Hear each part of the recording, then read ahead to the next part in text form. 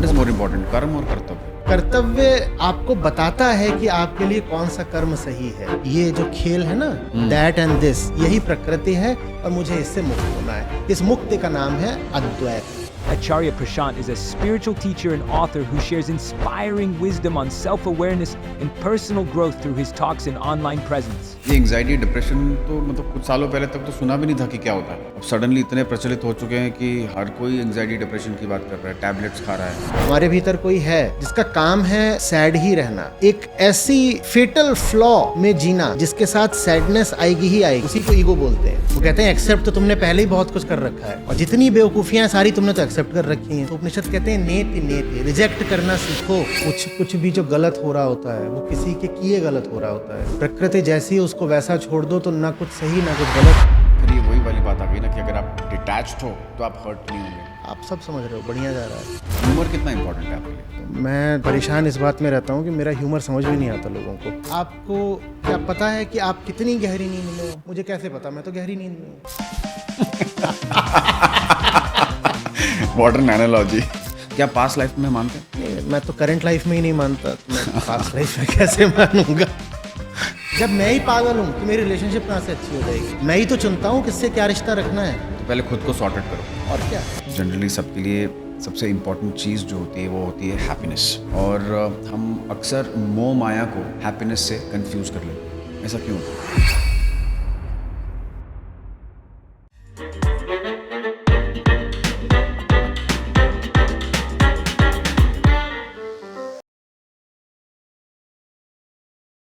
Thank you so much, Acharya ji, for coming on this show and giving us your valuable time. Really obliged. सबसे पहले तो मैं जानना चाहूँगा कि आप एक आईआईटी ग्रेजुएट रह चुके हैं। तो ऐसा क्या हुआ आपकी लाइफ में जो आपने सिविल सर्विसेज छोड़कर आप एक स्पिरिचुअल टीचर बन गए? ऐसा कुछ हुआ नहीं था। जब हम ये सवाल पूछते हैं तो उसमें भाव ये रहता है कि जो एजुकेशन वाला क्षेत्र है, जैसा आप कहेंगे कि लाइन है, वो अलग होती है और जिसको हम स्पिरिचुअलिटी कहते हैं बिल्कुल अलग होती है।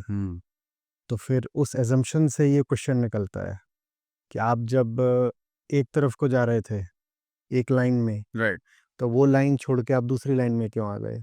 ये दोनों अलग अलग हैं नहीं ना। जो इंसान होता है उसका बेसिक नेचर, स्वभाव ही जिज्ञासा होता है, इंक्वायरी, क्यूरियोसिटी। तो जब आप क्यूरियस होते हैं तो सिर्फ बाहर की दुनिया के बारे में थोड़े ही होंगे, अपने बारे में भी तो होंगे ना। ट्रू।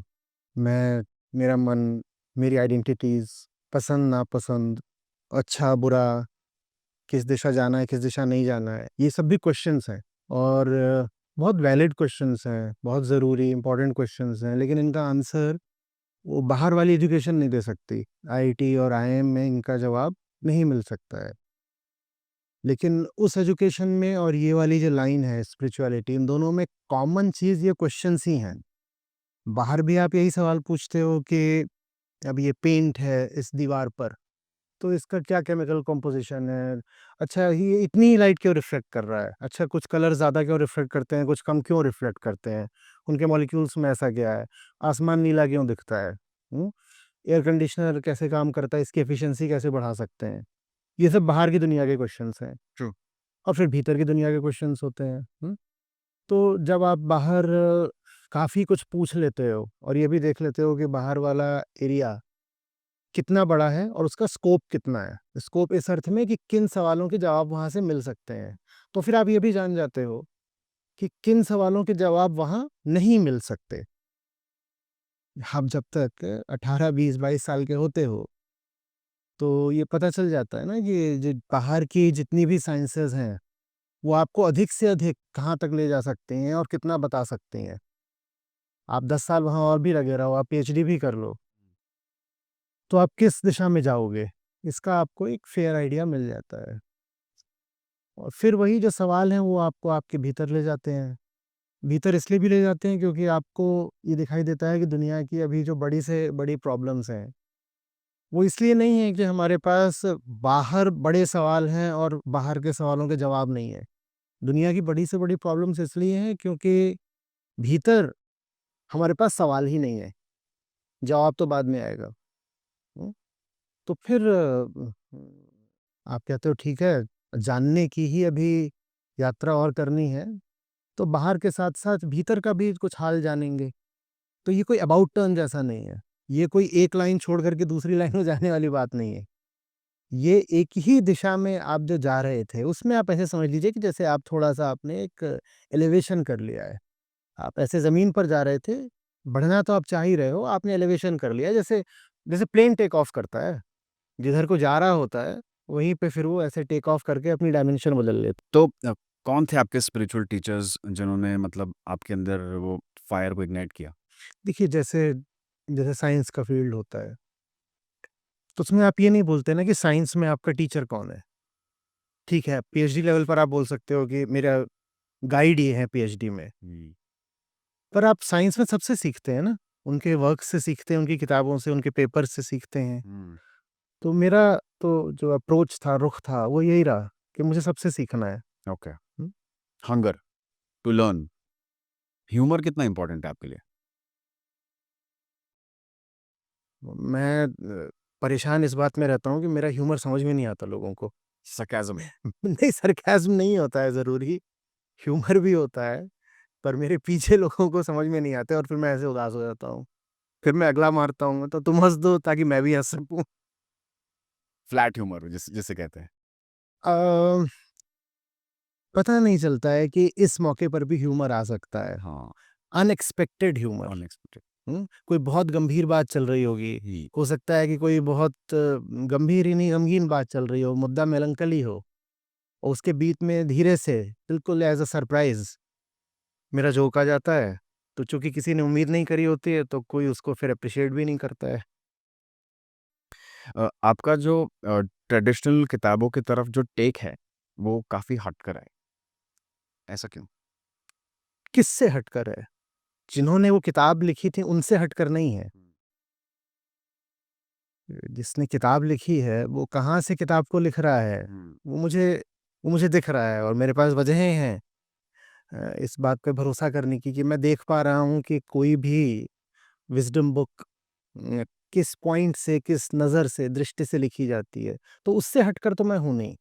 हाँ, अब बाद में लोगों ने इधर-उधर से इंटरप्रिटेशन कर दिए हैं और चूँकि वो इंटरप्रिटेशन ईज़ी होते हैं, साधारण आदमी के लिए ज़्यादा एक्सेप्टेबल होते हैं, तो वो इंटरप्रिटेशंस पॉपुलर हो जाते हैं।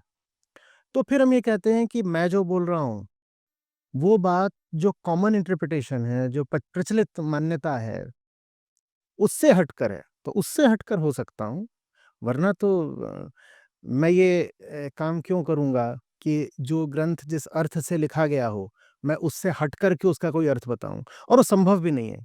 कारण समझिएगा, बहुत सारा विज़डम लिटरेचर हो सकता है, बहुत अलग-अलग तरह की किताबें हो सकती हैं, पर वो सब के सब बात तो एक ही बोलते हैं। तो आप अगर एक को डिस्टॉर्ट करोगे ना, तो आपको दूसरे को भी करना पड़ेगा। ट्रू। समझ रहे हैं ना? हुँ, ये ऐसी-सी बात है कि जैसे एक कंपाइलर है, हुँ? हुँ, बहुत सारे कोड होते हैं, मैं सॉफ्टवेयर की भाषा में बात कर रहा हूँ।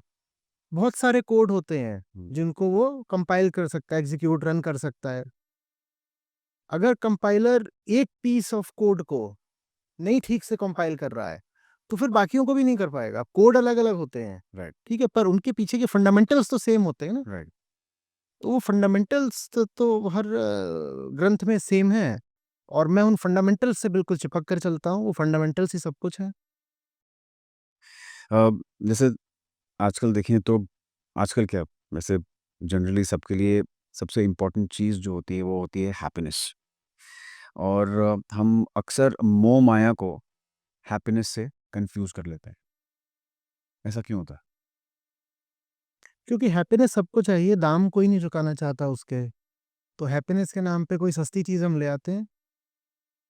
कोई भी बड़ा ब्रांड होता है, हुँ? मैं एक साधारण सी एनालॉजी दे रहा हूँ, परफेक्ट नहीं है पर समझ में आएगा इससे। हुँ, कोई भी बड़ा ब्रांड होता है, वो जितना बिकता है, उससे कहीं ज़्यादा जो उसी ब्रांड से स्प्यूरियस लेबल्स बन जाते हैं, वो बिकते हैं। ये हुँ, होता है कि नहीं होता हुँ, है? हुँ, डेफ़िनेटली। तो हमें चाहिए कि चलो ठीक है, वो ब्रांड भी मिल जाए, तो हमें ये लगे कि असली चीज़ मिल गई। और दाम भी बस 10% चुकाने पड़े। तो राइट। इसीलिए जो सस्ती और नकली चीज होती है वो ज्यादा चलती है। असली से इतना प्रेम हो कि उसकी पूरी कीमत अदा करी जाए, ऐसे लोग कम होते हैं। हैप्पीनेस हमें चाहिए, पर उसके लिए जो शब्द है विजडम लिटरेचर में, वो है आनंद। खुशी नहीं, प्रसन्नता नहीं, आनंद। आनंद। ऐसे बहुत कम लोग होते हैं जिन्हें इतनी बेताबी से आनंद चाहिए हो, राइट। जिनके भीतर प्यास, तड़प और ईमानदारी इतनी गहरी हो कि वो कहें कि आनंद चाहिए और खालिस आनंद चाहिए, 100% शुद्ध आनंद चाहिए। तो हम कहते हैं नहीं, सस्ती खुशी चलेगी, वीकेंड वाली खुशी चलेगी, 2 घंटे वाली खुशी चलेगी, तो थोड़ा सा टीवी में कुछ देख लिया, हा हा कर लिया, वो वाली खुशी चलेगी, थोड़ा सा कॉमेडी शो पे वो वाली खुशी चलेगी, किसी को फोन कर लिया, उसके साथ थोड़ी गॉसिप कर ली, वो खुशी चलेगी, बाजार में जाके कुछ खरीद लाए, उसको लगा वाह अच्छी चीज है, घर में लाके रख दी, वो खुशी चलेगी। ये सब सस्ती खुशी है। इसीलिए फिर ये सस्ती खुशी ना बार बार रिपीट करनी पड़ती है, क्योंकि ये कभी पूरी नहीं पड़ती। जो चीज पूरी नहीं पड़ेगी वो बार बार रिपीट करनी पड़ेगी ना। समस्या ये है कि आप कितना भी रिपीट कर लो, पूरी हो तब भी नहीं पड़ेगी। हाँ, उसको रिपीट करने का एडिक्शन जरूर हो जाएगा आपको। तो असली हैप्पीनेस आती है उसको डिसमेंटल करने से या डिसॉल्व करने से जो सैडनेस को पकड़ कर बैठा है। और यही बड़ी खतरनाक चीज है, इसीलिए ये प्राइस हम पे नहीं करना चाहते। हमारे भीतर कोई है जिसका काम है सैड ही रहना, जिसका काम है एक ऐसी फेटल फ्लॉ में जीना जिसके साथ सैडनेस आएगी ही आएगी, उसी को ईगो बोलते हैं। हमारे भीतर कोई बैठा है जो कितनी भी कोशिश कर ले वो सचमुच हैप्पी या जॉयफुल हो नहीं सकता। उसको हटाए बिना रियल हैप्पीनेस या जॉय पॉसिबल नहीं है। हम उसको हटाना नहीं चाहते। मैं जिस कह रहा था ना कि भारी प्राइस पे करना पड़ता है, वो ईगो को हटाना ही हैप्पीनेस का भारी प्राइस है। ओके।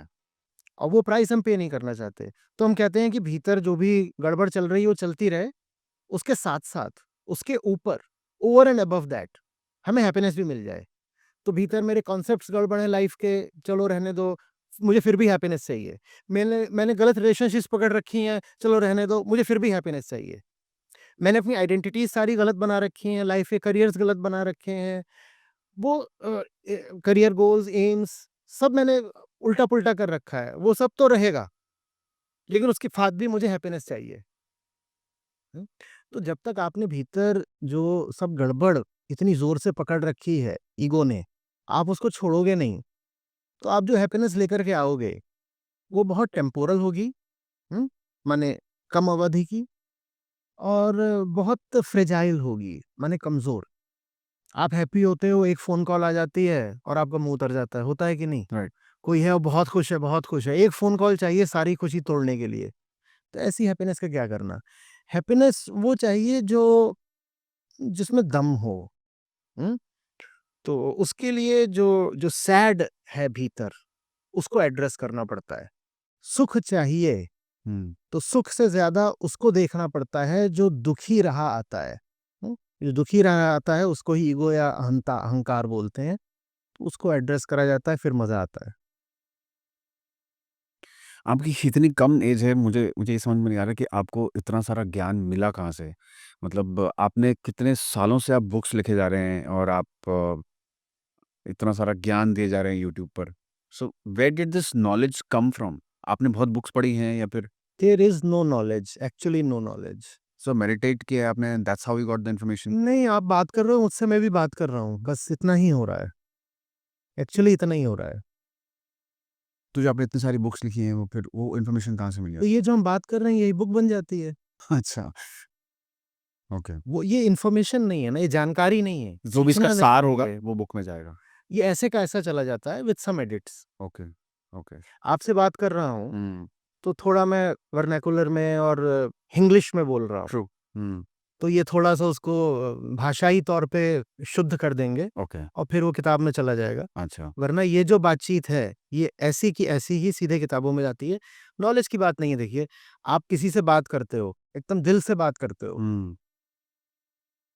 तो आप उसमें जो आपका स्टोर्ड नॉलेज होता है, संचित ज्ञान, उसके माध्यम से आप थोड़ी बात करते हो। मैं जब आपसे बात कर रहा हूँ, तो मेरा उद्देश्य बस ये है कि मैं आपके साथ ईमानदार रहूं और इस बातचीत के साथ इंसाफ करूं। मुझे इसमें झूठ नहीं बोलना है। मुझे इसमें जितने ध्यान से हुआ जा सकता है मौजूद होना है। अटेंशन, ऑनेस्टी, और उसके बाद फिर आप जो बोलते हो वो बहुत सहज होता है। आपको खुद नहीं पता होता आपने क्यों बोल दिया और कहाँ से बोल दिया, और वो बात बस आ जाती है। लेकिन फिर यही बात डीप कंडीशनिंग पर भी लागू होती है। अगर आप डीपली कंडीशनड हो तो भी ऐसा होता है कि आप कुछ बोल जाते हो और आपको पता नहीं होता आपने क्यों बोल दिया। यही बात गहरे नशे पर भी लागू होती है। आप गहरे नशे में कुछ बक जाते हो, आपको पता नहीं होता आपने क्यों बक दिया। तो वो अंतर करना जरूरी है। आ, जिंदगी ऐसी जीनी पड़ती है कि जिंदगी ही इस सेशन का अभ्यास बन जाए, तो फिर जिंदगी में और इसमें कोई अंतर नहीं रह जाता।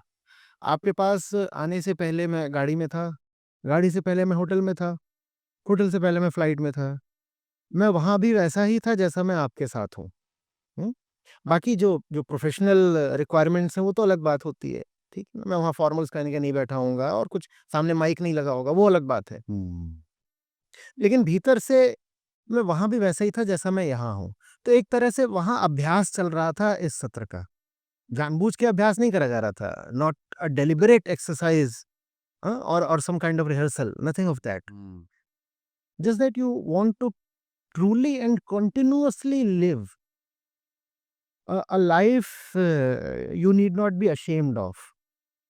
Hmm? And then somehow it happens that what you say starts carrying some weightage. Hmm?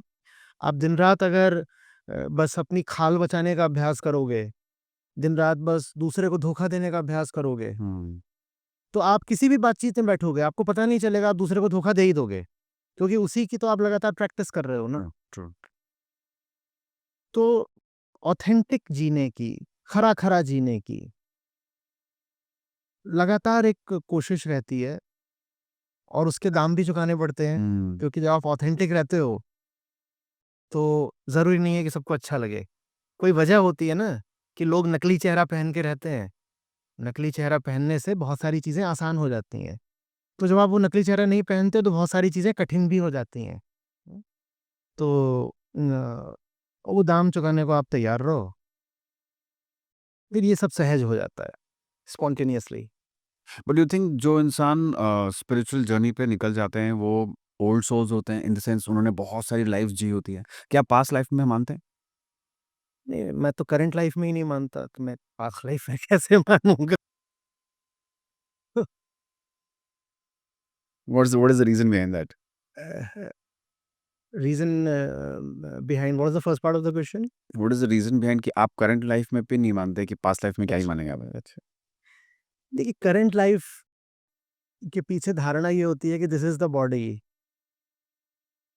And there is some kind of soul with in the body. True. उसको ही आप बोलते हो ना the living self, the living entity. कोई ये नहीं बोलता कि मेरा हाथ जिंदा है, कोई नहीं बोलता कि मेरी नाक जिंदा है।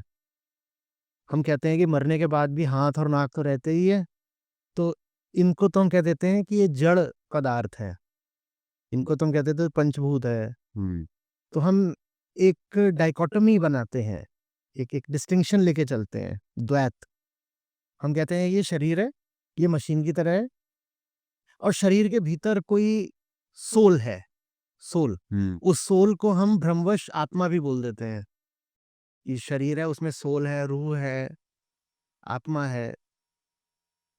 और जब तक वो है तब तक मैं कहूंगा मैं लिविंग हूँ। यही है ना लिविंग की परिभाषा, राइट? फिर जब कोई मर जाता है तो हम कहते हैं इसके भीतर से चिड़िया उड़ गई। वो चिड़िया वही है, सोल रूह हो गया, वो उड़ गई, है ना? ये सब गलत है, ये सब कुछ नहीं है। अच्छा। ये शरीर ही है, इसी का एक कॉन्फ़िगरेशन है, यही जन्म लेता है, इसी की एजिंग होती है, यही एक एक एक मशीन है। और एक पॉइंट आता है जिसके बाद ये मशीन गिरी पड़ी हालत में भी काम नहीं कर सकती। उस पॉइंट के आने से बहुत बहुत बहुत पहले से इस मशीन की एफिशिएंसी और इफेक्टिवनेस कम होनी शुरू हो जाती है। तो ऐसा नहीं है कि वो पॉइंट सडनली आ जाता है। आप 35-40 क्रॉस करते हो, बल्कि उसके पहले से ही। यहाँ तक भी कहा जाता है कि शरीर के कुछ फंक्शंस 18 साल के बाद से ही dwindle करना शुरू कर देते हैं। लेकिन आफ्टर 35 और 40 तो डेफिनेटली ऐसा होता है कि आपकी सारी ही फैकल्टीज अब ऐसे स्लोप पे आ जाती हैं। फिर वो आते आते आते आते आते आते आते आते ग्रेजुअली एंड देन सडनली, तो उसको आप बोल देते हो death. All that relates just to the body, that does not relate to anything with in the body. अब ये बात हमें बहुत बुरी लगती है। हम मानना नहीं चाहते कि सिर्फ ये शरीर है, हम मानना चाहते हैं शरीर के भीतर भी कुछ है। हमें अच्छे से पता है कुछ नहीं है, और प्राइड, ईगो, वो बुरा मानते हैं कि कुछ नहीं है। मैं बहुत बार इसमें एनालॉजी, उदाहरण दिया करता हूँ। एक एक रस्टिंग ब्रिज का, एक ब्रिज है, आयरन ब्रिज है, उसमें रस्टिंग की प्रक्रिया 20 साल तक चलती है, और फिर 20 साल के बाद वो एक दिन अचानक गिर जाता है।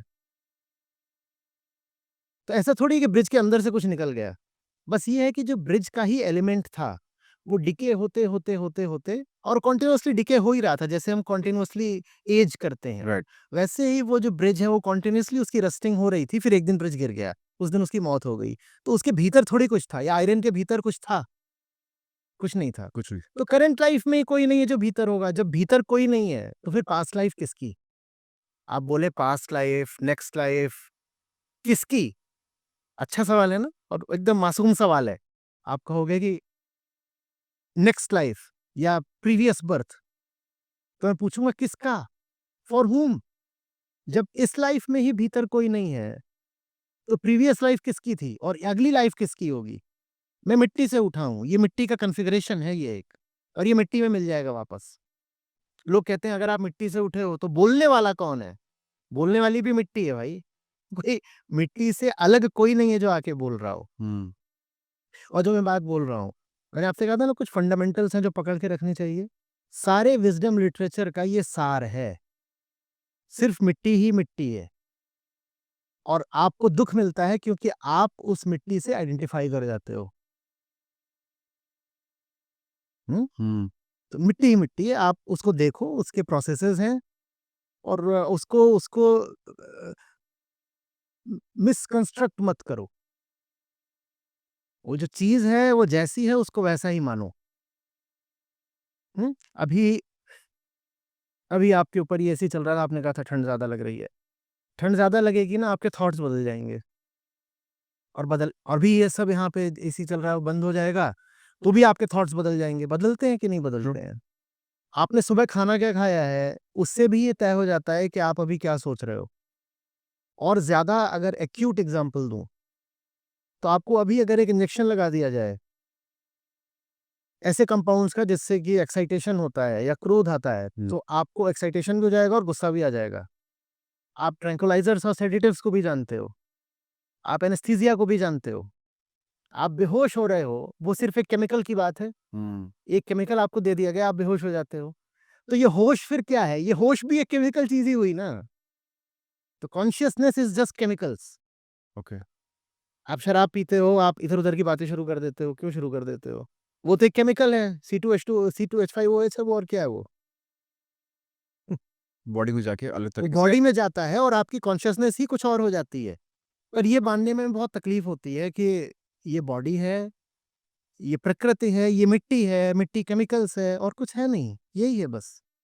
तो जब भीतर कुछ है ही नहीं, तो अगला पिछला जन्म किसका होगा? मिट्टी से उठे थे, मिट्टी हो जाएंगे।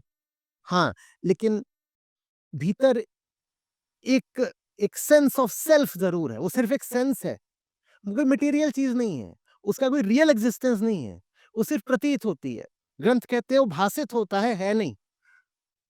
इसीलिए उसको कभी मिथ्या कहते हैं, कभी अध्यास कहते हैं, माया भी कहते हैं, इस अर्थ में कि वो अनुभव तो होता है पर है नहीं।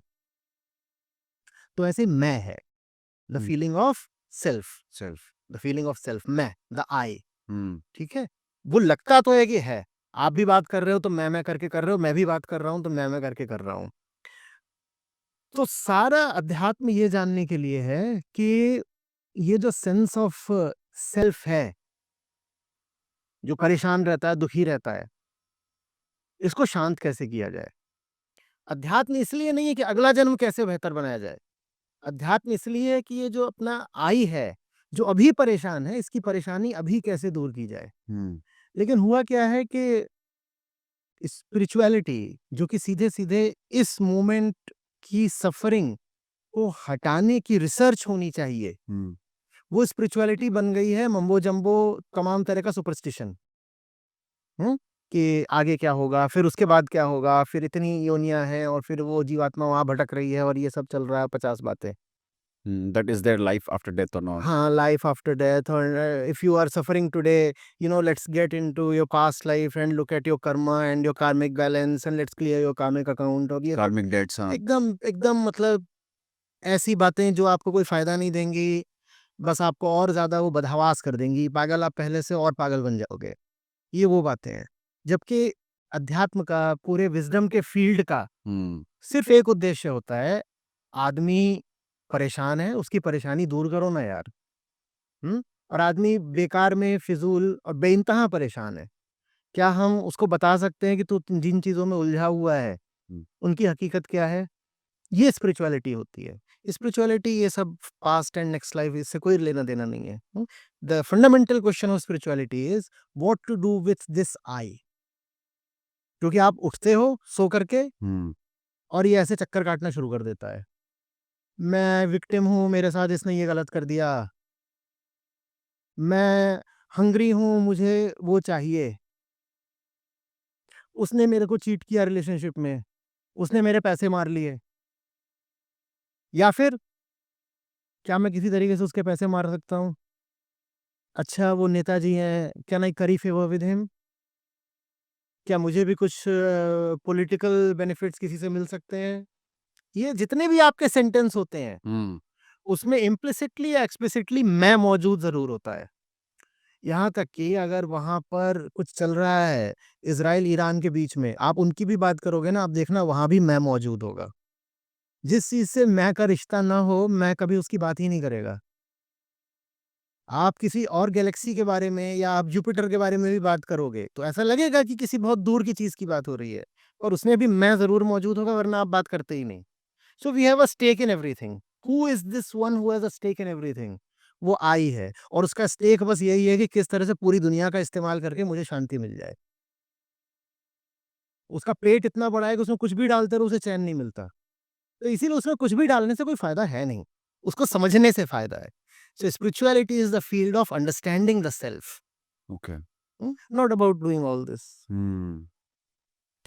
हिंदू ग्रंथ के अलावा कोई ऐसा कोई ग्रंथ है जो आपको लगता है कि वो सही है और लोग फ़ॉलो कर सकते हैं उसे? सारे ग्रंथ एक ही बात बोलते हैं, सारे ग्रंथ।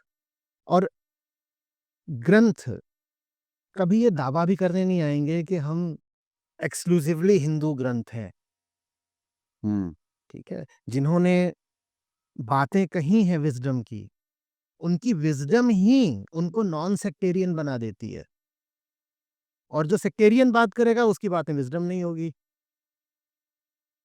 तो ग्रंथ हिंदू या बौद्ध या मुस्लिम या पारसी नहीं होता। ग्रंथ ग्रंथ होता है, विज़डम विज़डम होती है। विज़डम का कोई रंग या निशान या लेबल नहीं होता है। हुँ, मैं गीता पढ़ा रहा हूँ, तो बहुत सारे मुसलमान हैं जो गीता पढ़ रहे हैं, साथ में। अब हो सकता है कि वो हिंदू धर्म में और रीति-रिवाज़ों में और मान्यताओं में यकीन ना रखते हों, पर गीता से जो विज़डम है, वो मुसलमानों को भी प्यारी है। वो पढ़ रहे हैं, सैकड़ों हैं, वो पढ़ रहे हैं। हुँ। धर्म और जाति के नाम पे इस देश में काफ़ी विवाद हुए हैं। तो आपको क्या लगता है धर्म और जाति को हमेशा मिक्स क्यों किया जाता है? धर्म ये बताने के लिए है कि तुम जात ही नहीं हो, तो तुम्हारी जाति कहाँ से आ जाएगी? जात का अर्थ होता है पैदा हुआ, द बॉर्न वन। हुँ, ज का अर्थ होता है जन्म लेना। जात का अर्थ होता है वो जिसने जन्म लिया है। धर्म आपको ये बताने के लिए है कि मिट्टी है वही एक एक विशेष रूप रंग आकार ग्रहण कर रही है, ठीक है? तुम उसके साथ आइडेंटिफ़ाई मत करो, you are not the born one. तो हम जो हैं, हमारे लिए जो शब्द है वो है अजात। और जो अजात होता है वही फिर अमर होता है। जो अपने आप को जन्मा हुआ मानेगा वो दिन रात मृत्यु के भय में जिएगा। अगर जन्म लिया है तो मरना भी पड़ेगा। तो जब जात ही नहीं है तो जाति कहाँ से आ गई? जब मैं जन्मा ही नहीं हूं तो मेरी जाति कैसी? मिट्टी खड़ी हो गई थी, मिट्टी की क्या जाति होगी? काली मिट्टी है, पीली मिट्टी है, बालुई मिट्टी है, अब इनकी क्या जाति हो जाएगी? तो अ, वेदांत का एक बहुत मूलभूत वक्तव्य है, नाहम देहास्मि, I am not the body, and if I am not the body then how can distinctions based on birth etcetera apply to me? आज हम बात करते हैं लिबरल होने की, है ना? लिबरल होने से बहुत बड़ी बात है लिबरेटेड होना। और विजडम लिटरेचर का काम है कि वो आपको बॉडी से लिबरेट करता है। बॉडी माने सिर्फ यही नहीं कि दो हाथ दो पैर से लिबरेट हो गए। All that which comes with the body, for example your compulsions and your feeling of superiority और inferiority, all kinds of racism, all kinds of gender discriminations, वो बॉडी के साथ तो आते हैं ना। I am a man, I am superior to the woman, I am white, I am superior to the black.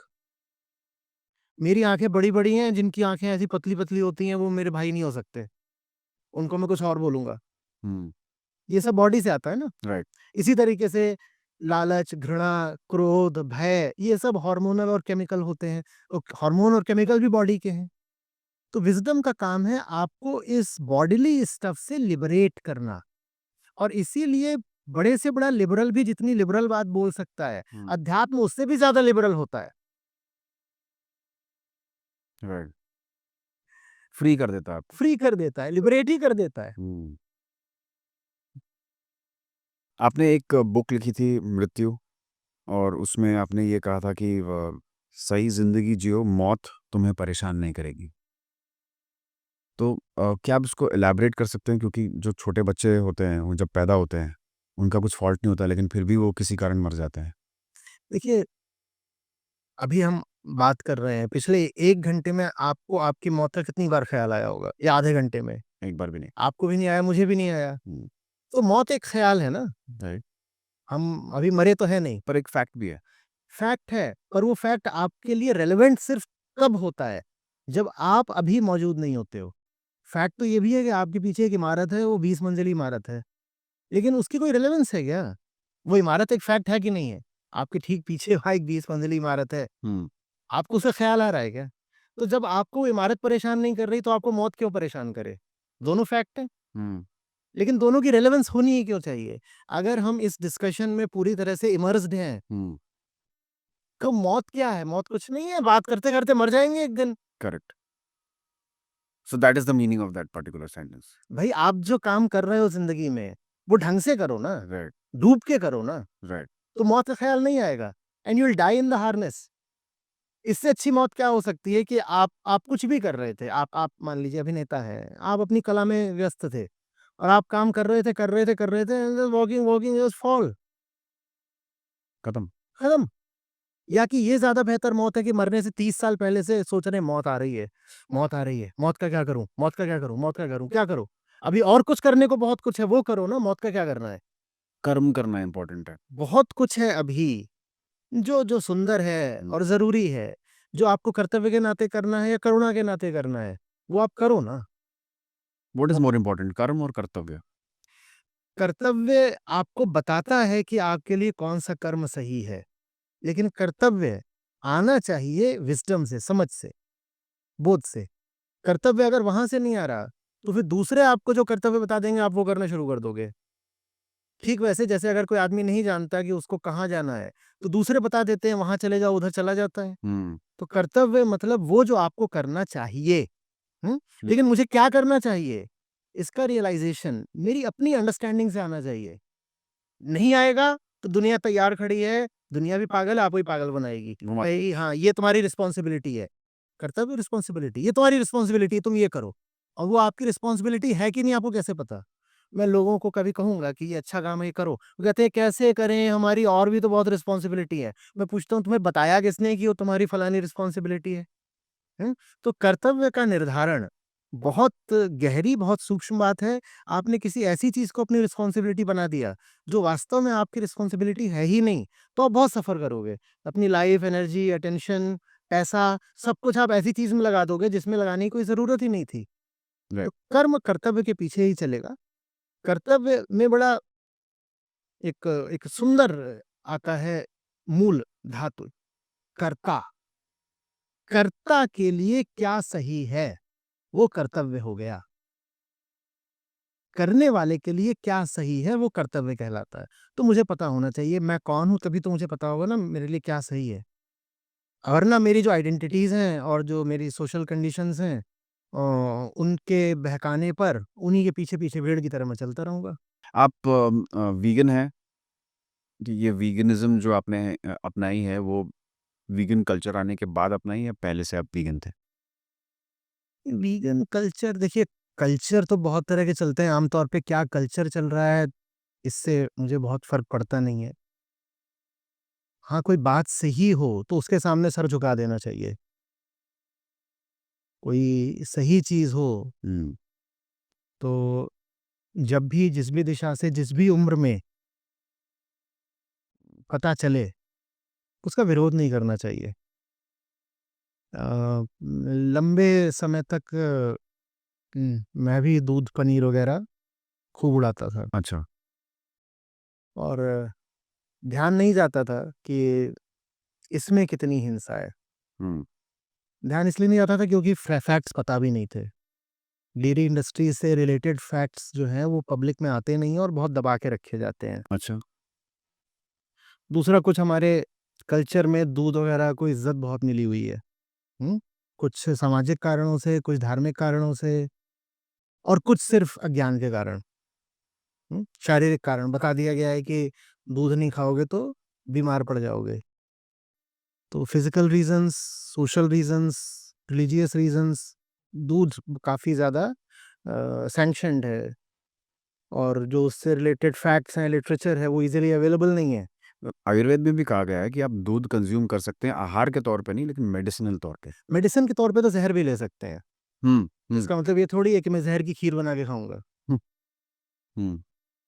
तो वो उस जो लिटरेचर वगैरह अवेलेबल नहीं था। फिर धीरे-धीरे वो बातें पता चलनी शुरू हुई कि ये जो पूरी डेयरी की व्यवस्था है, इसकी सच्चाई कितनी है और इस वक़्त पृथ्वी पर जो क्रूअल से क्रूअल काम हो रहा है, वो वास्तव में मिल्क प्रोडक्शन और डेयरी वाला काम है। और यहाँ तक कि जो एनिमल स्लॉटर है, जो वेजिटेरियन होते हैं, लैक्टो वेजिटेरियंस, दूध पीने वाले वेजिटेरियन, हुँ। वो भी आम तौर पे मांस का तो विरोध करते हैं। और ये उनको नहीं पता होता कि डेयरी इंडस्ट्री और meat industry, particularly beef industry, ये बिल्कुल जुड़े हुए हैं एक-दूसरे से। वही जानवर जिसका आज आप दूध पीते हो, भारत में हम 90% दूध भैंसों का पीते हैं। वही जानवर जिसका आप दूध पीते हो, ठीक उसी जानवर का तो स्लॉटर होता है और फिर उसी के बीफ का तो एक्सपोर्ट होता है। तो जो लोग दूध वगैरह पीते हैं, वो आम तौर पे अपने आप को बहुत पाक साफ समझते हैं। वो कहते हैं, "ये मांस खाने वाले गंदे लोग हैं, हम तो दूध पीने वाले लोग हैं, हम तो अच्छे लोग हैं।" तो फिर इनके लिए मैंने कहा कि दूध का रंग लाल है।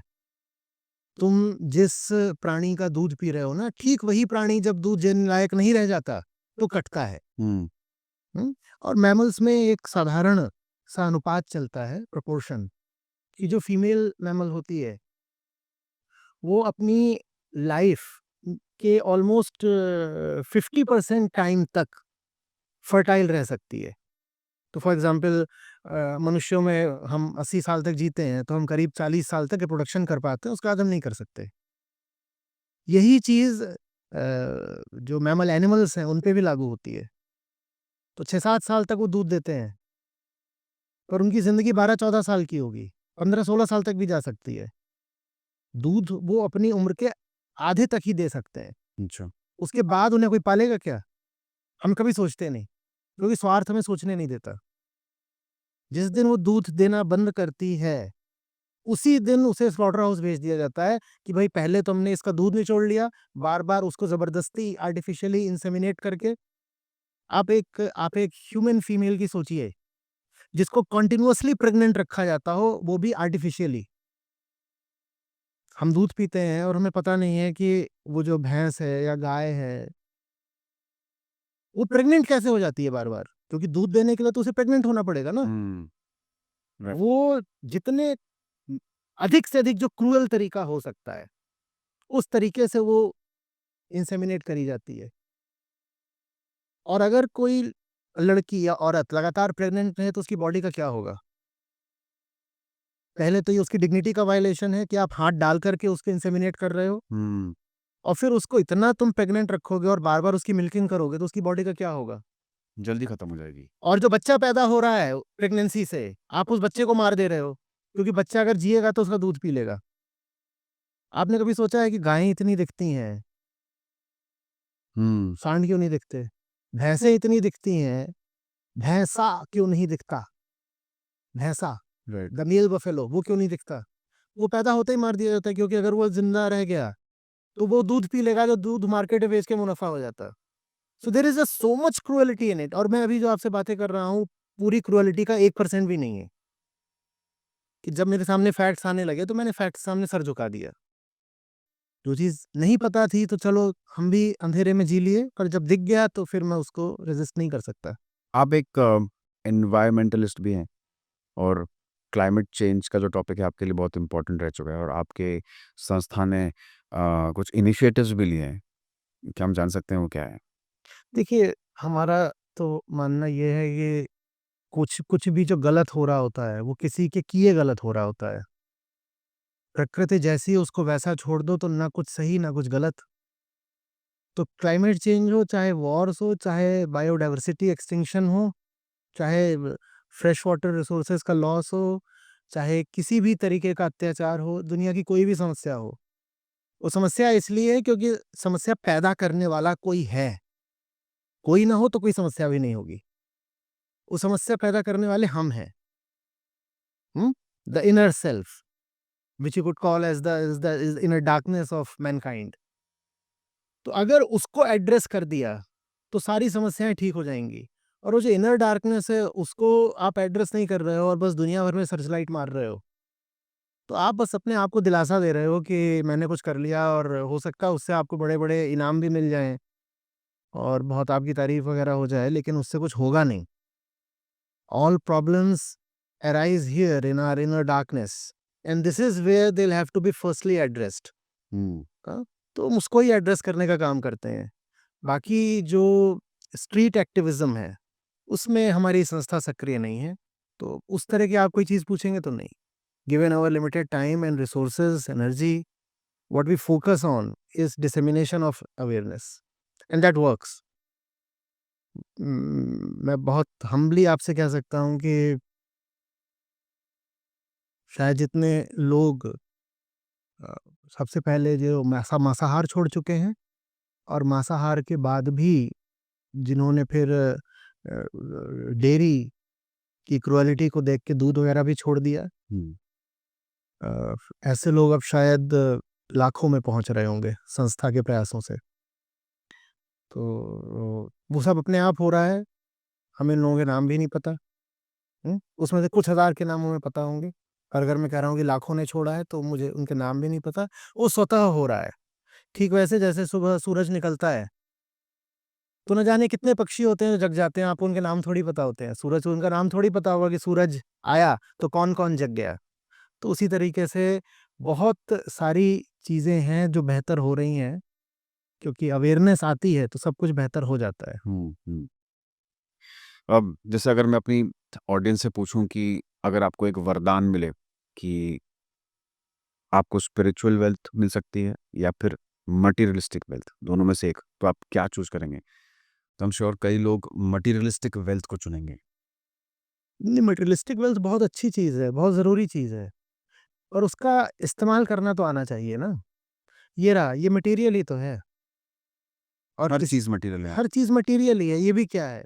मटेरियल ही तो है। हम्म। हमारे शब्द भी मटेरियल हैं। अभी अब जो हम बात कर रहे हैं, उसके लिए हमारा सब कुछ चल रहा है, लिप्स और ये जो पूरी कैविटी है, लैरिंग्स फेरिंग्स, सब कुछ भीतर से, लंग्स, सब कुछ, सब मटेरियल ही तो है। लंग्स मटेरियल नहीं है क्या? और लंग्स काम ना करे तो शब्द नहीं निकलेंगे। हम्म। मटेरियल का इस्तेमाल करना आना चाहिए। जैसे शब्द शब्द में अंतर होता है, वैसे ही मटेरियल के एक इस्तेमाल और दूसरे इस्तेमाल में अंतर होता है। माइक का भी 100 तरह का इस्तेमाल हो सकता है। यही जूते पहन करके हो सकता है आप किसी का कत्ल करने चले जाओ, यही जूते पहन करके आप यहाँ बोध वार्ता कर रहे हो। हुँ? तो मटीरियल का इस्तेमाल करना आना चाहिए। मटीरियल और स्पिरिचुअलिटी ये 2 अलग बातें नहीं होती हैं। विज़डम आपको तमीज़ देती है मटीरियल का इस्तेमाल करने की। और अगर विज़डम नहीं है, तो आप मटीरियल एक्यूमुलेट करते रहोगे। वैसे ही जैसे गधा हो सकता है अपने ऊपर बहुत सारा लोड एक्यूमुलेट कर ले। गधा अपने ऊपर 100 किलो सोना भी एक्यूमुलेट कर ले तो गधा ही रहेगा ना। तो वैसे ही विज़डम के बिना जब आप मटीरियल एक्यूमुलेट कर लेते हो, तो गधे के गधे ही रह जाते हो। जैसे आप अध्यात्म की इतनी सारी बातें करते हैं, आपको क्या लगता है कि आप भगवान के अब कितने करीब हो? कितने करीब पहुँच चुके हो? मतलब जैसे हमें लगता है ना कई बार कि हाँ, मैं बहुत कुछ जान चुका हूँ, या आपको लगता है अभी भी there is a long way to go? यहाँ होता है भगवान। हुँ? और जब उसके करीब होते हैं, तो हम नहीं होते हैं। तो कैसे पता करें कि उसके कितने करीब है? आपका प्रश्न लगभग ये है कि मैं गहरी नींद में हूँ और आप पूछो, आपको क्या पता है कि आप कितनी गहरी नींद में हो? मुझे कैसे पता? मैं तो गहरी नींद में हूँ।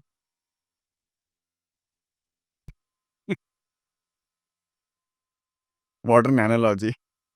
हुँ, ओके। आप पूछ रहे थे ना, मेरा सेंस ऑफ ह्यूमर हाँ, ऐसा ही है डार्क। थैंकफुली समझ गया हम। हुँ, आजकल की ना उथल-पुथल लाइफ़ में ना हम शांत रहना नहीं जानते हैं। मतलब अगर हमें कोई ऐसा वक़्त मिलता है जहाँ पे कुछ नहीं करना है, तो हमें इस चीज़ से परेशानी हो जाती है कि my god there is empty space, अब मैं क्या करूँ? तो एक शांत रहना भी एक कला है, तो उसको कैसे डेवलप करें? शांत कोई कैसे रह लेगा? भीतर कोई है जो बिलख रहा है लगातार। हुँ, हुँ? कोई कैसे शांत रह लेगा? आप एक बात बताओ, मेरी या आपकी शर्ट के अंदर कीड़ा हो, तो हम शांत बैठ लेंगे? नहीं, और दिल के अंदर कीड़ा हो तो? दिखेगा बाहर। अहंकार दिल के भीतर का कीड़ा है। नहीं, लेकिन आजकल हसल कल्चर भी बहुत आ चुका है ना, everybody wants to be hustle productive. बाद में आती है, पहले कीड़ा आता है। हाँ, क्योंकि कीड़ा है इसलिए हसल करते हैं ना हम। हाँ, फिर से सोचिए, अगर सिर्फ़ यहाँ बाल में कीड़ा हो या यहाँ शर्ट में कीड़ा एक घुस जाए, तो कितनी हमको ऐसे तकलीफ़ हाँ, होती है और बेचैनी होती है। करेक्ट। एक कीड़ा ऐसा है जो भीतर यहाँ छाती में घुसा हुआ है, तो इसीलिए हर आदमी बेचैन है। फिर वो कभी हसल करेगा, कभी कुछ करेगा। वो जो बेचैन व्यक्ति है, जिसके कीड़ा घुसा हुआ है, वो अगर शांत बैठ भी जाए, वो तो भी बेचैन रहेगा। हुँ, वो अगर बैठ जाए कि मैं अभी योग में हूँ, वो ये भी कह दे कि मैं समाधि में हूँ, वो तो भी बेचैन रहेगा, क्योंकि भीतर तो कीड़ा मौजूद ही है ना। भीतर का जो कीड़ा है, हुँ, वो सिर्फ़ पहचान हो जाने पर मिटता है। उसको पहचान लो, मिट जाएगा। शर्ट वाला और बाल वाला कीड़ा तो झटकना पड़ता है, चल भाई, हुँ, वो बाहर की चीज़ें बाहर चला जाएगा। पर जो भीतर का कीड़ा है, वो भीतर से ही उठा है। उसको आप झटक के बाहर नहीं कर पाओगे। उसको पहचान लेना पड़ता है कि वो क्या चीज़ है और फिर वो गायब हो जाता है। यही विज़डम है, यही अध्यात्म है। और जब अवेयरनेस। तक वो हाँ, अवेयरनेस है, सेल्फ अवेयरनेस, आत्मज्ञान। और अगर आप उसको नहीं पहचानोगे, तो वो आपको दिन-रात बेचैन रखेगा। और हमारी बेचैनी है जो क्लाइमेट चेंज बन गई है, जो वॉर्स बन गई है, जो हर तरीके की एट्रोसिटी बन गई है और जो जो हमारे जो पूरी मेंटल सिकनेस है वो बन गई है। आदमी आज मेंटली जितना बीमार है उतना कभी नहीं था इतिहास में। हाँ, ट्रू। क्यों? क्योंकि वो कीड़ा यहाँ बैठा हुआ है ना और वो कीड़ा हमें हर तरीके से नचा रहा है ऐसे, पागल कर दिया उसने हमको। ये एंग्ज़ायटी, डिप्रेशन तो मतलब कुछ सालों पहले तक तो सुना भी नहीं था कि क्या होता है। अब सडनली इतने प्रचलित हो चुके हैं कि हर कोई एंग्ज़ायटी, डिप्रेशन की बात कर रहा है, टैबलेट्स खा रहा है। अब देखो ना बाहर भी जो हो रहा है आपने कभी सुना था? बॉम्बे में जितनी रेन्स अभी हो रही हैं आपने देखी थी पहले कभी? नहीं, अक्टूबर में रेन्स हो रही हैं। अक्टूबर में रेन्स हो रही हैं। मेरे होटल से सामने वहाँ जुहू चौपाटी दिख रहा है, वहाँ बीच ही नहीं है। पानी इस वक़्त भी मिड अक्टूबर में इतना चढ़ा हुआ है हुँ, कि बीच ही नहीं दिखाई दे रही है। Right, climate change. मैं आज बोल रहा था कि वो पानी है और मैं अपने यहाँ से खिड़की से देख रहा था तो नीचे होटल का स्विमिंग पूल है। हुँ, मैंने कहा just a few years, maximum a few decades, वो जो सी लेवल है और जो स्विमिंग पूल है ये एक हो जाएँगे। वो पानी बढ़ के स्विमिंग पूल में घुस जाएगा। क्लाइमेट चेंज से सी लेवल ऐसे राइज़ कर रहा है। राइज़ कर रहे हैं। तो राइज़ करके वो पानी स्विमिंग पूल में आ जाएगा। राइट। जो बाहर हो रहा है वही भीतर हो रहा है।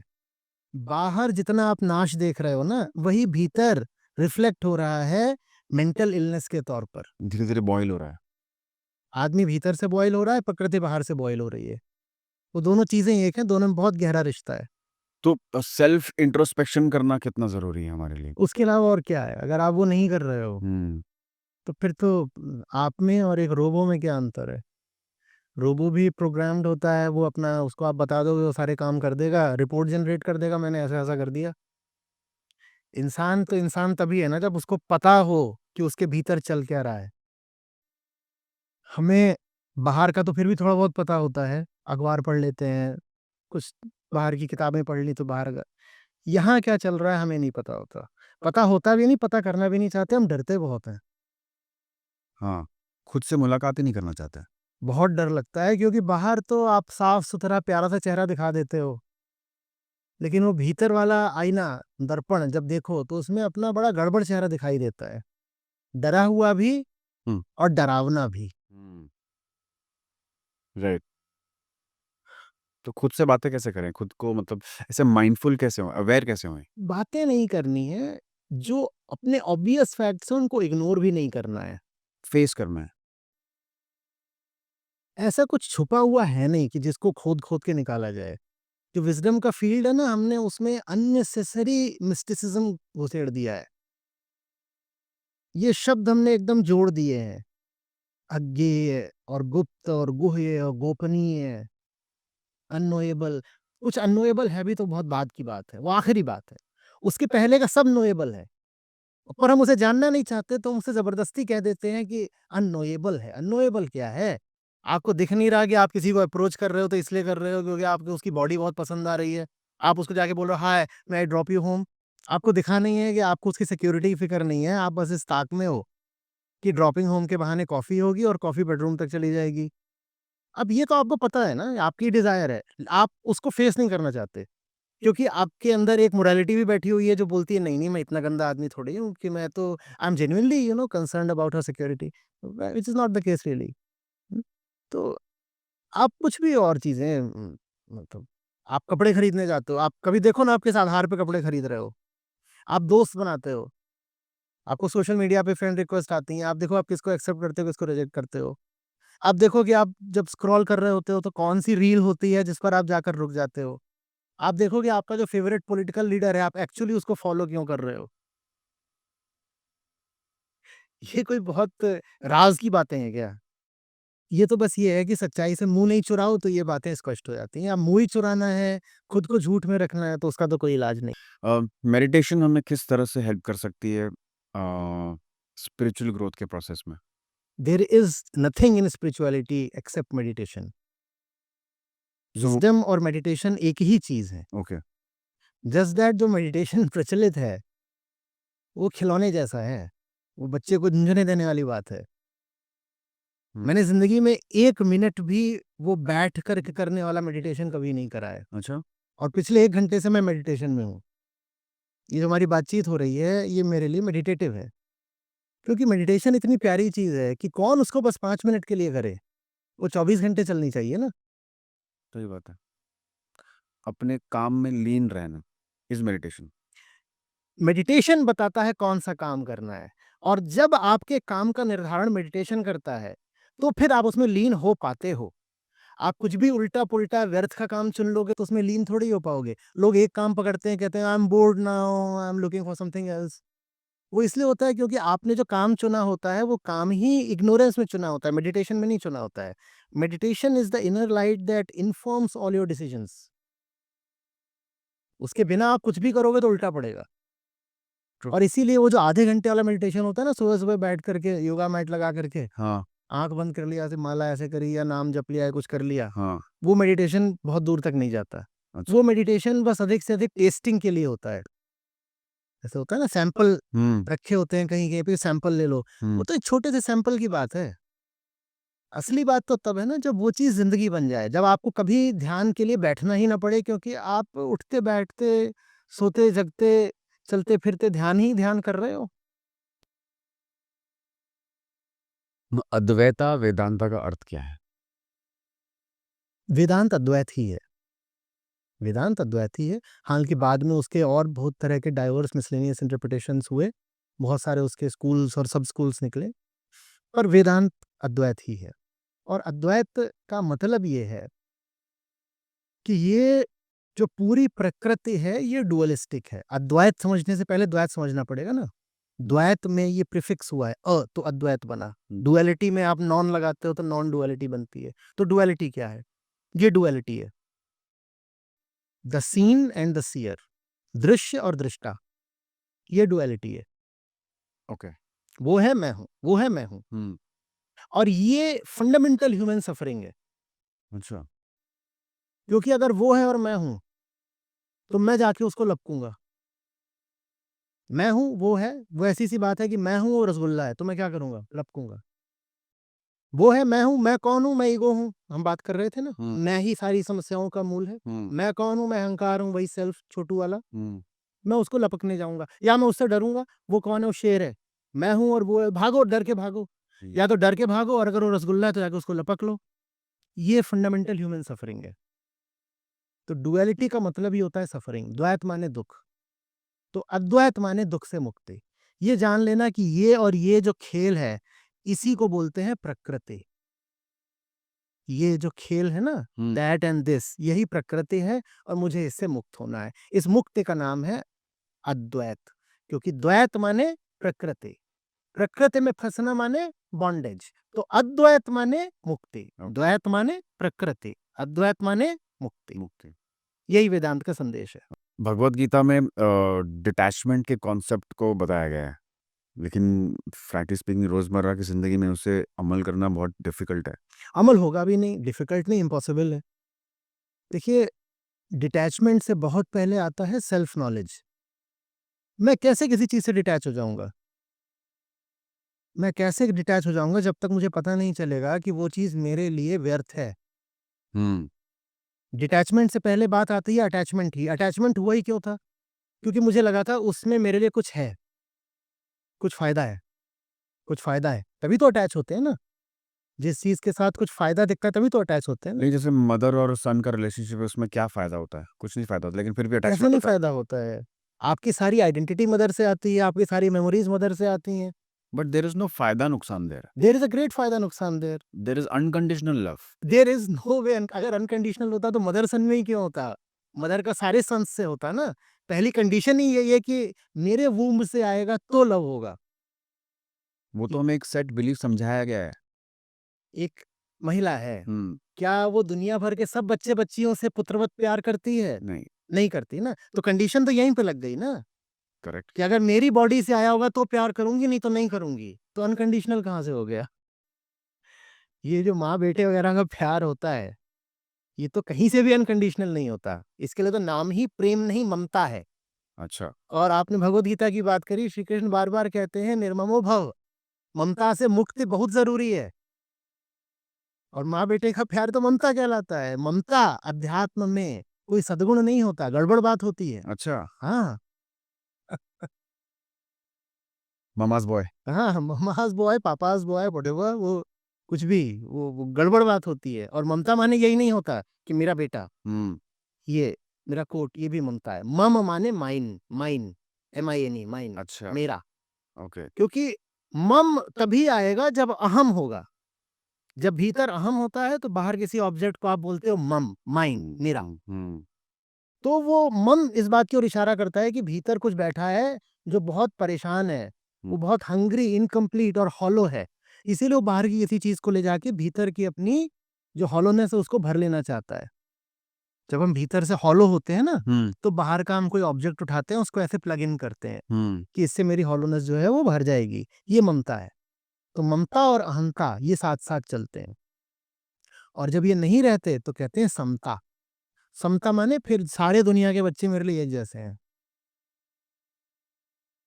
ममता में होता है कि अपने बच्चे का पेट भरने के लिए अगर मुझे बकरी के बच्चे को मारना पड़े तो मैं मारूंगी।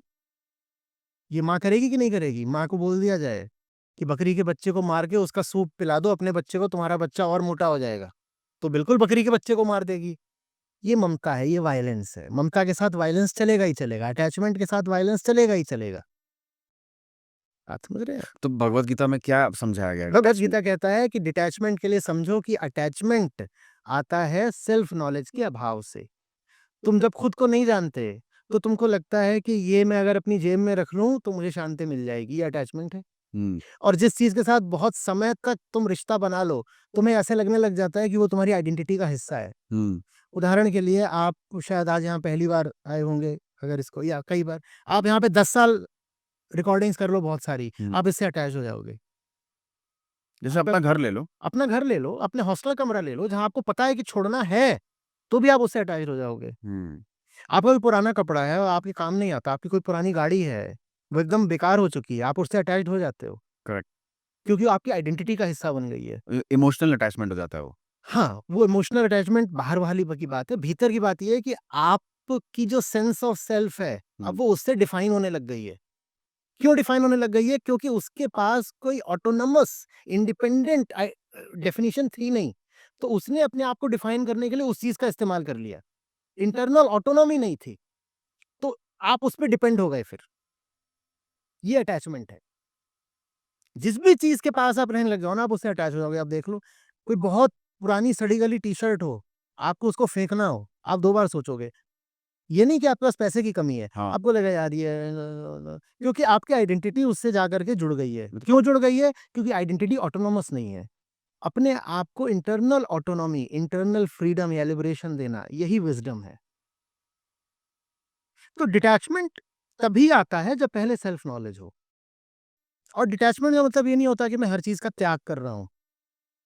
डिटैचमेंट का मतलब होता है मुझे पता चले कि क्या पकड़ने योग्य है, क्या छोड़ने योग्य है। फालतू चीज़ को पकड़ना गड़बड़ बात है। हुँ, सही चीज़ को छोड़ना भी तो उतनी ही गड़बड़ बात है ना। ट्रू। तो डिटैचमेंट के नाम पर कई बार हम सही चीज़ को छोड़ देते हैं, कि तो मैं तो त्याग कर रहा हूँ। हुँ, और जो चीज़ वास्तव में अच्छी थी उसको सबसे ज़्यादा छोड़ा जाता है त्याग में। क्योंकि उसको छोड़ने के लिए जो अहंकार है तुरंत राज़ी हो जाता है, एकदम, कि नहीं ये छोड़ो यार। हुँ, तो डिटैचमेंट, वर्च्यू, कंपैशन, लव, करेज, ये जितने भी अच्छे शब्द हैं ना, और जिनको आप स्पिरिचुअल वर्ड्स मानते हो, हुँ, इक्वानिमिटी, ये सारे के सारे अच्छे शब्द, अच्छी वर्च्यूज जिस रूट से निकलते हैं उसका नाम है सेल्फ नॉलेज या आत्मज्ञान। आत्मज्ञान उस वृक्ष की जड़ है जिस पर अध्यात्म के तमाम तरीके के फूल और फल लगते हैं। वो सब वर्च्यूज हैं। और आप उन वर्च्यूज को इंडिपेंडेंटली परस्यू करोगे तो आपको कुछ नहीं मिलेगा। आप कहो कि बिना सेल्फ नॉलेज के मुझे करेज चाहिए, हुँ, आपको करेज आएगी ही नहीं। हुँ, और अगर सेल्फ नॉलेज है तो करेज की कोई कमी नहीं रहेगी। आप कहो मुझे बिना सेल्फ नॉलेज के कंपैशनेट होना है, आप कंपैशनेट के नाम पे कुछ और हो जाओगे। सेल्फ नॉलेज है तो ये सारी वर्च्यूज अपने आप आ जाती हैं, जिसमें डिटैचमेंट भी इंक्लूडेड है। कर्म योगा का क्या इम्पोर्टेंस है स्पिरिचुअल ग्रोथ में? कर्म योग का अर्थ होता है कि कर्म कामना से संचालित ना हो। हमारा जो कर्म होता है एक्शन, उसके पीछे हमेशा क्या होती है? डिजायर। हुँ, डिजायर। हुँ, कर्म योग का मतलब होता है आपका एक्शन डिजायर से नहीं आ रहा, अंडरस्टैंडिंग से आ रहा है। ओके। डिजायर बहुत अंधी चीज होती है, वो या तो बॉडी से उठती है, या सोसाइटी से आती है, या रैंडम होती है। रैंडम सिचुएशन ने आप में एक डिजायर पैदा कर दी, हुँ, और उसके पीछे जा करके आपकी जो मूल समस्या है वो कभी एड्रेस होने नहीं पाती। तो कर्म योग का वास्तव में अर्थ होता है निष्काम कर्म योग। निष्काम कर्म योग, यही कर्म योग का मूल है। निष्काम हो जाना, निष्काम माने free of desire. Free of desire का मतलब ये नहीं कि डिजायर नहीं होगी। फ्री ऑफ डिजायर का मतलब होता है डिजायर अब आपकी मालकिन नहीं है। ओके। डिजायर अगर है भी तो एक कंपेनियन की तरह है या एक सर्वेंट की तरह है। डिजायर अब सर चढ़ के नहीं बोल रही है। ये कर्मयोग है, निष्काम कर्मयोग। कोई एग्ज़ाम्पल देके समझाइए इसे? देखिए, कोई भी काम, हुँ, एक एग्जांपल देना इसलिए मुश्किल है क्योंकि हमारा हर काम डिजायर ड्रिवन होता है। कोई भी काम आप बताओ जो इस भाव से नहीं किया गया है कि इससे मुझे कुछ फायदा हो जाएगा, और अगर वो काम मैं खुद को फायदा देने के लिए कर रहा हूं तो वो काम कभी सक्सीड करेगा नहीं। मैं फ़ायदा कौन-सा माँग रहा हूँ? मैं फ़ायदा ये माँग रहा हूँ कि मेरे भीतर क्या है? मेरे भीतर क्या है? हॉलोनेस, ईगो, वही है ना मेरे भीतर? मैं। तो ये जो मैं है, ये अपनी इनकम्प्लीटनेस को दूर करने के लिए किसी चीज़ की डिज़ायर करता है। वो इनकम्प्लीटनेस किस चीज़ से दूर होगी इसको पता नहीं साफ-साफ। तो ये रैंडम डिज़ायर्स करता है। किसी ने बता दिया, अच्छा ये वाला कैमरा अगर आज मिल जाए ना तो भीतर की बेचैनी खत्म हो जाएगी। तो मैं वो कैमरा लेने पहुँच जाऊँगा। किसी ने बोल दिया वो वाली कुर्सी, वो वाले शूज़ कितने अच्छा है, wow!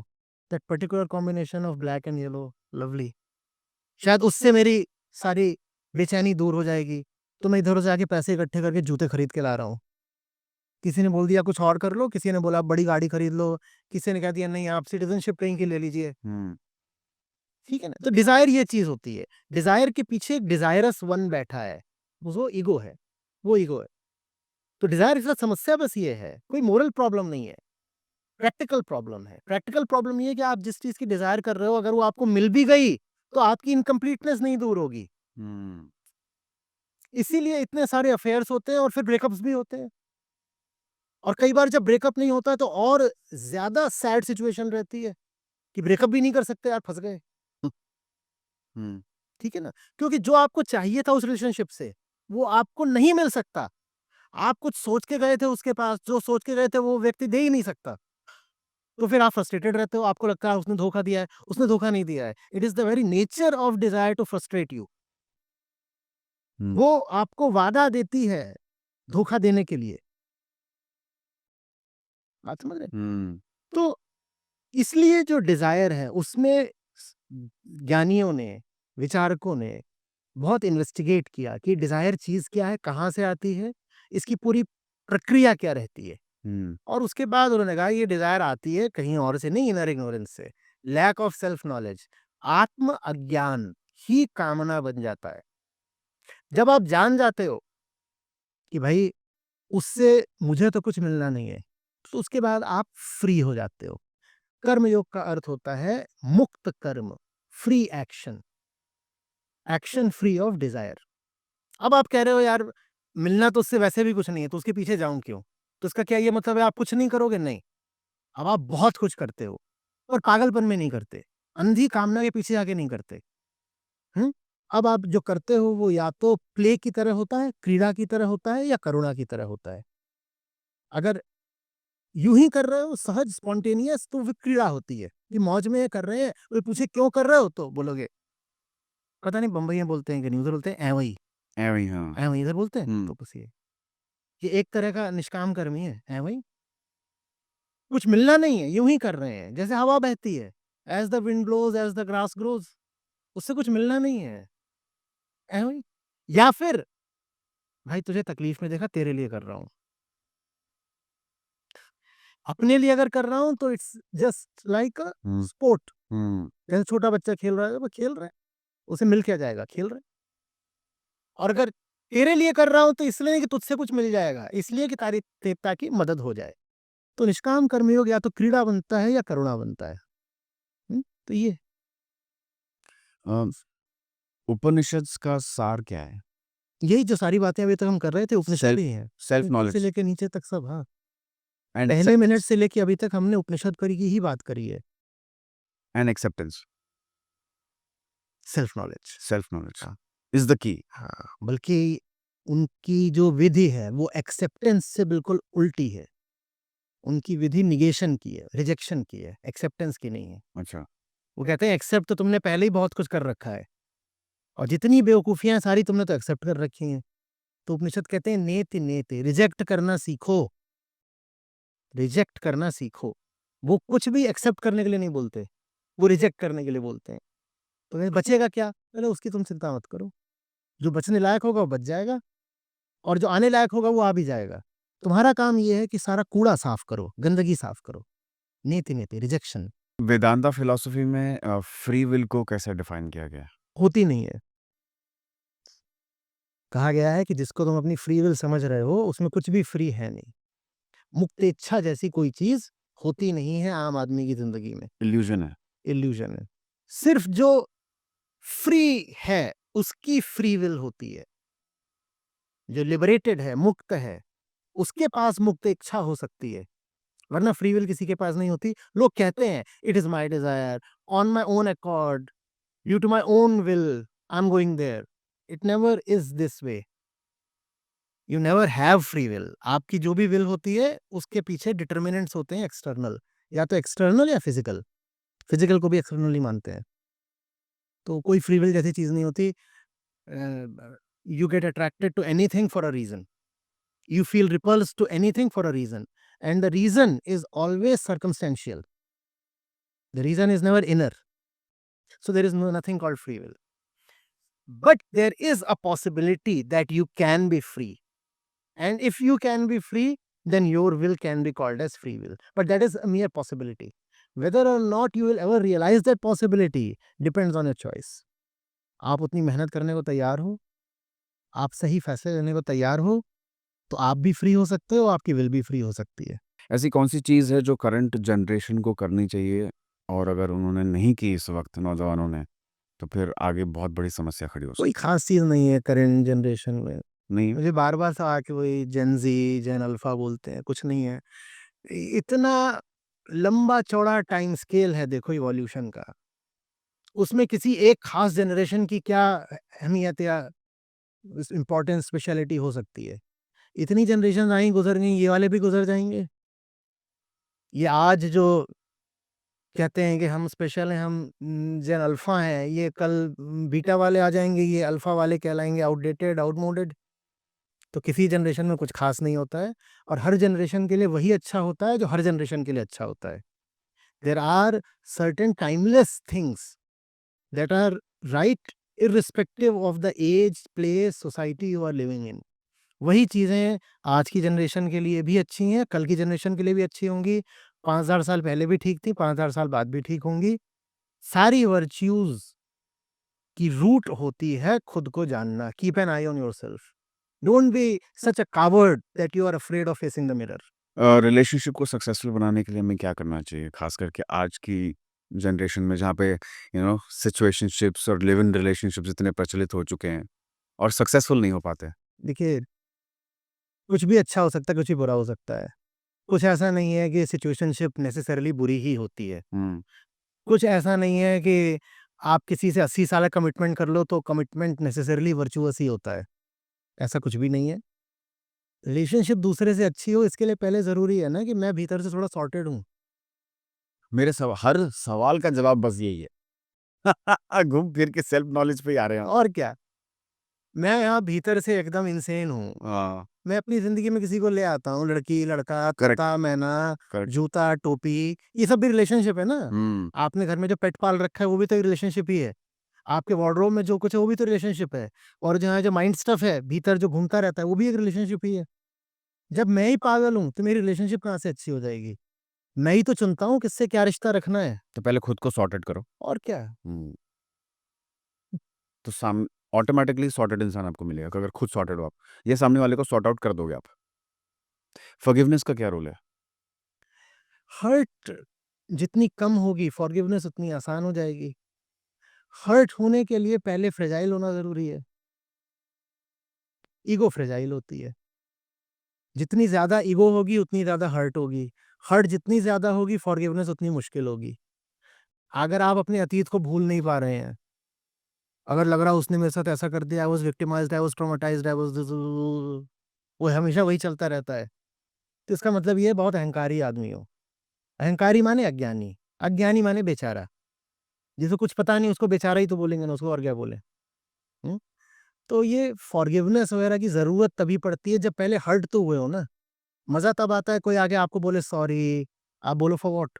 I never got hurt in the first place. वो स्टेट में जाना पड़ेगा पहले कि जहाँ ये आपको हर्ट ही ना feel that's a way of life itself. अगर आप हर्ट होने को तैयार हो ना, तो ऐसे हवा बह रही वो भी आपको हर्ट कर देगी आपको। और आप कहोगे क्या हुआ? क्यों इतना है? इतना क्यों परेशान घूम रहा है? बोले हवा बह रही थी, ऐसे हवा लग गई, मैं हर्ट हो गया। जिन्हें हर्ट होना होता है ना, आपको पता भी नहीं चलता वो किस-किस बात से हर्ट हो जाते हैं। फिर आप सोचते हो मैंने ऐसा किया क्या कि ये हर्ट हो गया? उसे हर्ट होना है, क्योंकि वो इनर फ्रेजिलिटी में जी रहा है।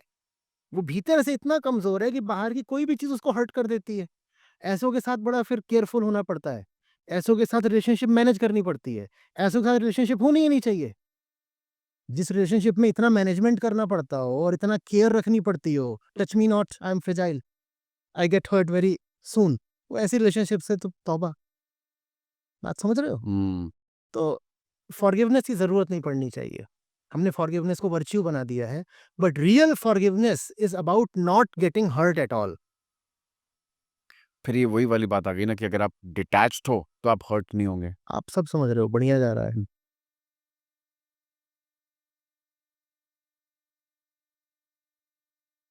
जो हमारे रिचुअल्स होते हैं, मंत्रास जो चैंटिंग्स करते हैं हम लोग, उसकी क्या सिग्निफिकेंस है? खैर आप तो मेडिटेशन में बिलीव नहीं करते, आप चलते फिरते मेडिटेशन करते हैं, लेकिन चैंटिंग्स की क्या? मंत्र बहुत प्यारी चीज होती है, पर समझा जाए तो ना, वरना तो चैंटिंग तोता भी कर लेगा। तोता छोड़ दो, गधा, चिंपैंजी, चैंटिंग मतलब अगर सिर्फ दोहराना है तो दोहराओ तो मशीन कर ही लेती है। निश्चित रूप से इसमें बोध शामिल होना चाहिए। मैं कुछ समझ ही नहीं रहा और दोहराए जा रहा हूं, तो सबसे पहले तो लिबरेट हो जाना चाहिए था फेफड़ों को और दिल को। फेफड़े भी दोहराते रहते हैं और दिल भी दोहराता रहता है, बराबर। तो इनको तो सबसे पहले एनलाइटन हो जाना चाहिए था। दोहरा दोहरा के जब तक आप जी रहे हो, सांसों की माला चल ही रही है, तो लंग्स को तो लिबरेट हो जाना चाहिए था। नहीं होंगे, क्यों नहीं होंगे? क्योंकि मैकेनिकल प्रोसेस है। जैसे लंग्स लिबरेट नहीं होंगे ना, वैसे ही आप भी लिबरेट नहीं होगे सिर्फ दोहरा दोहरा के। पता भी तो हो कि क्या बात है। उसमें जब तक अटेंशन शामिल नहीं है, जब तक उसमें अपने ऊपर नजर रखना शामिल नहीं है, तब तक ये दोहराना वगैरह बहुत लोगों ने किया, करोड़ों लोग करते रहते हैं, कुछ नहीं मिलता किसी को। क्या फास्टिंग करने से हमारे स्पिरिचुअल ग्रोथ को मतलब हम स्पीड अप कर सकते हैं? Real fasting is about not having the foolishness to supply yourself with what you think will satisfy you. There are certain things that each of us thinks will fetch satisfaction. हम्म? ये देख पाना कि उससे satisfaction नहीं मिलेगा, ये fasting है। Fasting ये थोड़ी है कि आज मैं आज आज मंगलवार है, आज मैं कद्दू नहीं खाता, आज बुधवार है, आज मैं पानी नहीं पीता, ये थोड़ी फास्टिंग है। शरीर को थोड़ी फास्टिंग करानी है, मन को फास्टिंग कराने हैं। और मन का आहार भोजन तो होता नहीं। आप समझ रहे हो? ये तो ना बोध के साथ आनंद आता है। पहली बात बोली थी ना, आपकी हंसी कहाँ से आई?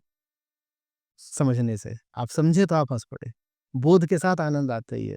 भारत से एक बौद्ध आचार्य थे, बोध धर्म नाम से। वो चीन गए थे, उन्होंने चीन में बुद्ध की शिक्षाओं का प्रसार करा था। उनका अट्टहास बहुत प्रसिद्ध है। मतलब? Great effulgent laughter, okay. Like a thunderstorm. Okay. बहुत जोर से हंसते थे, और उनके शिष्यों में भी ये बात जाती थी कि जब बैठे हैं, जब समझ में आता था, देयर वाज अ ब्रेकआउट। तो आपने हैप्पीनेस की बात करी थी ना, real happiness, this kind of disruptive happiness, ठहाके हाँ ये वाली हंसी। वो तो अंडरस्टैंडिंग से ही आती है। जब समझ में आता है तो सबसे पहले बहुत जोर से हंसी छूटती है, जैसे बोधि धर्म की छूटी थी। इतना हंसे, लोगों ने क्या हो गया, ये आदमी हमेशा चुप रहता था, ये इतना पागल उधर हंस क्यों रहा है? वो हंसते ही गए। हम्म? खैर, हम किस मुद्दे पर थे? फास्टिंग। फास्टिंग का मुद्दा। तो फास्टिंग यही है, हंसने लग जाना। जिस चीज के पीछे भाग रहे थे, अब वो दिख रहा है कि उससे कुछ मिलना तो है नहीं, तो अब उसकी ओर जाने की जो इच्छा थी, जो मोटिवेशन था, वही समाप्त हो जाता है। ये फास्टिंग है। फास्टिंग माने ये नहीं कि घड़ी देख रहे हैं, अच्छा 5 बजे तक का उपवास है, 5 बजे कुछ खा लेंगे, ये कौन सी फास्टिंग है? हमने कहा था फास्टिंग शरीर के लिए नहीं होती, फास्टिंग मन के लिए होती है। और मन अपने विषयों में उलझा रहता है, उन विषयों की व्यर्थता को देख लेना ही उपवास है। So true. What is your mission in life? In this, Meditating and gaining more knowledge. I don't suppose gaining knowledge is of much use. Or you want to give knowledge to people, I awaken just them. want to be. There is no definite objective there. मैं जो हूँ, मैं रहूं, ये थोड़ा-सा हो रहा है, गड़बड़ हो रहा है, छोड़िए इसको। आपको नहीं लगता कि ऐसे स्पिरिचुअल मास अवेकनिंग हो रही है ऑल ओवर द ग्लोब? कहाँ हो रही है? कहाँ देख लिया आपने? काफ़ी लोग स्पिरिचुअल हो रहे हैं, वो स्पिरिचुअलिटी की स्पिरिचुअल तरफ नहीं है, जा रहे कुछ और है वो हैं। ऐसे जो ही। भी है थोड़ा-सा रस चख रहे हैं, समझने वो की रस भी कोशिश कर मिल रहे रहा हैं। है, वो रस कुछ लोगों को ज्ञान मिल रहा है, हो सकता है गलत मिल रहा हो, लेकिन कहीं न कहीं से तो रास्ता ढूँढने की कोशिश कर रहे हैं। No sir, on the contrary things are going steeply downhill. How? Don't you look at the condition of the world? आपने ही बोला ना कि आज हम मेंटली जितने सिक हैं उतने कभी नहीं थे। That is true, that is why they are आज इनकम इनइक्वालिटी जितनी ज़्यादा उतनी कभी नहीं थी। आज आपका जितना बड़ा ग्लोबल न्यूक्लियर आर्सेनल है उतना बड़ा कभी नहीं था। अगर हमने बाहरी अपने हालात ऐसे बना लिए हैं तो हम भीतरी तौर पर स्वस्थ हो रहे हैं कि और ज़्यादा बीमार हो रहे हैं। बीमार हो रहे हैं, इसलिए ज़्यादा भूख भी बढ़ रही है, जानने की और ये बीमारी ऐसी है हुँ, जो स्वास्थ्य के प्रति घृणा रखने से आती है। तो जो जितना बीमार होता जाता है ना, दुर्भाग्यवश ये नहीं होता कि उसमें स्वास्थ्य के लिए प्रेम बढ़ेगा। ये बीमारी ऐसी है कि जिसमें जो जितना बीमार है, वो उतना और बीमार रहना चाहता है और अपनी बीमारी बढ़ाएगा। शरीर की बीमारी में ऐसा बिल्कुल होता है कि जो बहुत बीमार हो जाता है, वो डॉक्टर के पास भागता है। ये जो अहंकार वाली बीमारी है, जो भीतरी बीमारी है, इसमें जो जितना बीमार होता जाता है, उसको डॉक्टर से उतनी नफ़रत होती जाती है। वो स्वास्थ्य से डरने लग जाता है और स्वास्थ्य से डरने से ही ये बीमारी आई है। तो ऐसा बिल्कुल भी नहीं है कि दुनिया बेहतर हो रही है या there is a mass surge of spiritual awakening of anything और मैं तो यही कर रहा हूँ ना, दिन रात का काम है, तो काम और मुश्किल ही होता जा रहा है। धर्म अध्यात्म के नाम पे लोगों को चटनी चटा दो, वो चल जाएगा। अगर आप उसको बोलते हो अपसर्ज ऑफ अवेकनिंग, तो फिर ठीक है। ये धर्म के नाम पे किसी को अंधविश्वास पकड़ा दिया, धर्म के नाम पे किसी को रिचुअल्स दे दी, सुपरस्टिशन, बहुत तरीके के टोने-टोटके और पता नहीं क्या-क्या दे दिया। मॉडर्न टोने-टोटके भी होते हैं ना, energies, hmm. This, that, aura, vibes, पता नहीं तो अगर इस सब को आप स्पिरिचुअलिटी बोलते हो, तो ये सब बढ़ रहा होगा। Crystal gazing, past life regression, astral travel, अगर ये सब आपकी दृष्टि में स्पिरिचुअलिटी है, तो ये बढ़ रहा होगा। और वास्तविक अध्यात्म का तो घोर पतन हो रहा है।